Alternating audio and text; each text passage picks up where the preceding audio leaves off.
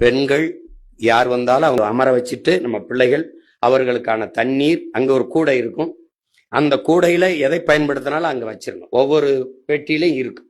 நீங்க ராமநாதபுரம்னா ராமநாதபுரம், சிவகங்கைனா சிவகங்கை, காரைக்குடின்னு அந்த என்ன சொல்றது, மதுரைனா மதுரை, அந்தந்த கட்டத்துல அவரவர். அப்புறம் நீங்க வட மாவட்டத்துக்கு தனியா வாகனம் நிறுத்த, தென் மாவட்டத்துக்கு தனியா, மத்திய நடுவண் மாவட்டங்களுக்கு தனித்தனியா வாகனம் நிறுத்த, என்ன நெரிசல் வராம பார்த்து அதெல்லாம் இருக்கும். அதை பத்தி நீங்க கவலைப்பட்டுக்கிற வேண்டியது இல்லை. ரெண்டாவது, பாதுகாப்பு வண்டி இருக்கும். அப்புறம் ஓய்வு வாகனங்கள் இருக்கும். பெண்களுக்கு இந்த கேரவன்ங்கிறது இருக்கும். அது அந்த சிக்கலெல்லாம் நீங்க மனசுல வச்சுட்டு வர வேண்டியதில்லை. அப்புறம் நடமாடும் கழிவு அது இருக்கும், மொபைல் டாய்லெட்ஸ் இருக்கும்.